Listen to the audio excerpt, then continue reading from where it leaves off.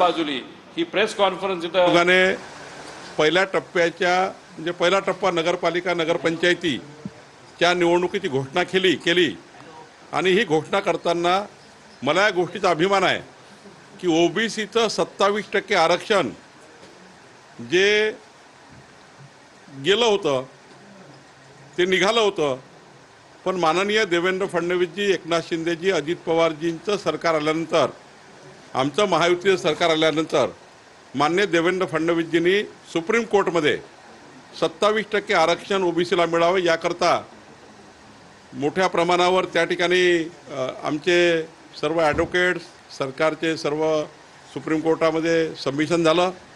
माननीय देवेंद्रजींनी त्या ठिकाणी स्वतः लक्ष घातलं आणि सुप्रीम कोर्टमध्ये 27% आरक्षणाने ज्या निवडणुका व्हाव्या याकरता या ठिकाणी सरकारने बाजू मांडली आणि म्हणून सुप्रीम कोर्टाने 27% आरक्षणासहित ओबीसीच्या आरक्षणासहित या निवडणुकीला परवानगी दिली।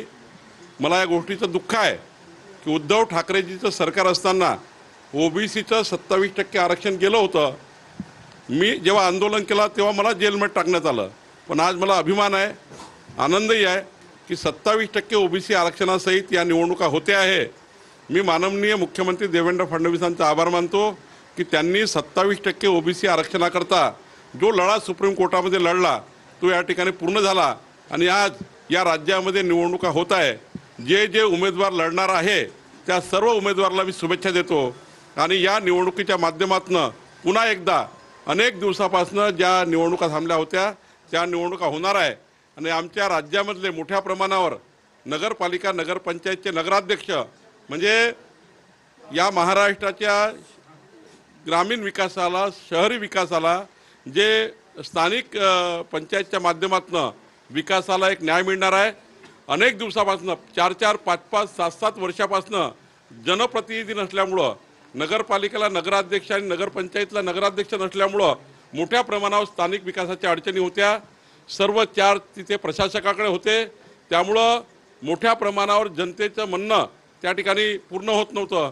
पण आता जे नगराध्यक्ष आणि नगरपालिका सदस्य निवडून येतील, एक प्रगल्भ लोकशाही, एक स्थानिक लेवलला ज्या पद्धतीचं काम व्हायला पाहिजे, सरकारने, केंद्र सरकार, राज्य सरकार, माननीय प्रधानमंत्री मोदींचं आणि राज्याचं देवेंद्र फडणवीस सरकार, डबल इंजिन सरकारच्या माध्यमातून या महाराष्ट्राच्या सर्व नगरपालिका नगरपंचायतचा विकास करण्याकरता या ठिकाणी जे जनप्रतिनिधी निवडून येतील, एक प्रचंड मोठा एक विकासाचं एक पर्व या ठिकाणी सुरू होईल। विरोधकांनी यावर आक्षेप घेतलेला आहे। विरोधकांचं म्हणणं आहे की आम्ही मतदार याद्यांमधील घोळ सांगतोय, मात्र निवडणुकींच्या तारखा जाहीर का केल्या जात आहेत?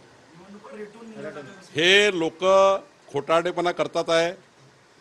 मी सकाळी सांगितलं की ज्या निवडणुकीवर लोकसभेची, ज्या मतदार यादीवर लोकसभेची निवडणूक झाली, ज्या मतदार यादीवर महाविकास आघाडीचे 31 खासदार निवडून आले, ज्या मतदार यादीवर उद्धव ठाकरेचे खासदार निवडून आले, तीच मतदार यादी विधानसभेला होती, तीच मतदार यादी आता नगरपालिका नगरपंचायतला आहे।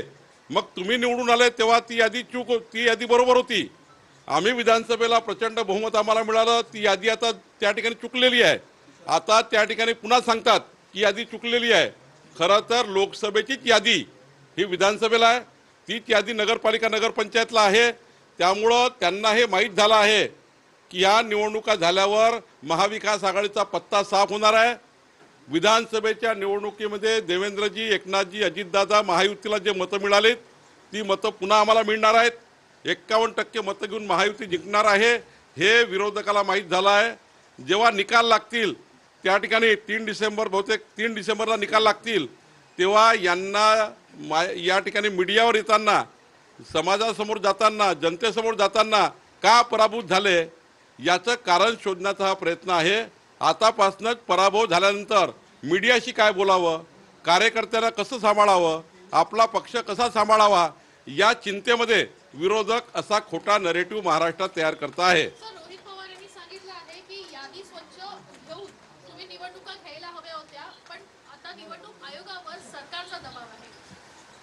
रोहित पवारांना या ठिकाणी एवढंच सांगत आहे, ते ज्या मतदार यादीवर निवडून आले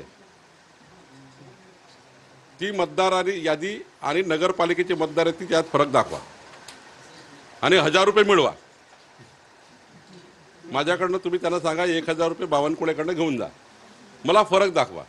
ते जामखेड कर्जत मतदारसंघातनं कुठल्या यादीवर निवडून आले आणि तीच मतदार यादी आता नगरपालिकेला आहे, तीच लोकसभेला होती. त्यांचा खासदार निवडून आला लंके याच मतदार यादीवर, रोहित पवार याच मतदार यादीवर, आणि आता आम्ही याच मतदार यादीवर या ठिकाणी निवडणुका होत आहे. त्यामुळं जाणीवपूर्वक म्हणजे निवडणूक आयोगाचं नाव घ्यायचं ना आम्हाला तीर मारायचा, म्हणजे आमच्याकडे निशाणा साधायचा, हा या लोकांचा प्रयत्न आहे. मी तुम्हाला दाव्याने सांगतो, हे पराभूतच्या मानसिकतेमध्ये आहे, हे पराभूत होणार आहेत आणि म्हणून पराभवाची तयारी आतापासून करतात आहे. अनिल देशमुख बोलतायत की आता आम्ही कायदे तज्ञांबरोबर बसून चर्चा करू. निवडणूक आयोगाकडे एक पर्याय होता सुप्रीम कोर्टमध्ये जाऊन की विरोधी पक्षांनी इतका मोठा लाखांचा मोर्चा काढलाय, आमच्याकडे तक्रारी दिल्यात आणि याच बेसवरती कुठेतरी आणखी तारीख वाढवून घेत आली असती, मात्र भाजपचा दबाव होता म्हणून या निवडणुकांची घोषणा झाली आहे. असं आहे, हे सर्व जे लोक बसले ना महाविकास आघाडीचे, हे केवळ त्या ठिकाणी चुकीच्या पद्धतीनं महाराष्ट्राच्या जनतेला लोकसभेसारखं फसवणूक करण्याचा प्रयत्न करतात आहे. त्यांना हे माहीत आहे की लोकसभेचा मदर रोलच मतदार यादीचा हा विधानसभेला लागतो आणि नगरपालिकेला लागतो.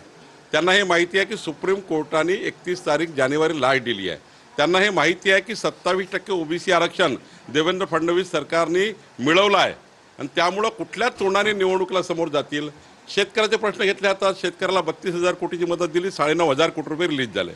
कुठल्या तोंडाने जातील निवडणुकीमध्ये? आता स्थानिक स्वराज्य संस्था ज्या लोकांमुळे लेट झाल्या होत्या ते उद्धव ठाकरे सरकार होतं. 2.5 वर्ष सुप्रीम कोर्टामध्ये ओबीसी आरक्षणाची बाजू मांडली नाही. 2.5 वर्ष उद्धव ठाकरेंनी सुप्रीम कोर्टामध्ये अफिडेव्हिट फाईल केलं नाही आणि म्हणून 27% आरक्षण गेलं. कधीही ओबीसीच्या जेव्हा केस लागला सुप्रीम कोर्टामध्ये, एकाही केसमध्ये उद्धव ठाकरेंचा वकील त्या ठिकाणी आला नाही. देवेंद्र फडणवीस सरकारने वकील उभे केले, आम्ही त्या ठिकाणी प्रयत्न केले आणि म्हणून या ठिकाणी 27% आरक्षण मिळालं, म्हणून निवडणुका लागल्या. आणि किती दिवस खाली ठेवणार आहे तुम्ही? महाराष्ट्रामध्ये 13,000 जनप्रतिनिधीच्या जागा, जे जनप्रतिनिधी सर्वच पक्षाचे निवडून येतील, सर्वच पक्षाचे जनप्रतिनिधी निवडून येतील. यादीवर बोलण्यापेक्षा समोरासमोर या, निवडणूक लढा, होऊ द्या मतदान आणि पाहून घेऊ. माझं एवढंच म्हणणं आहे की तुम्ही आता मतदार यादी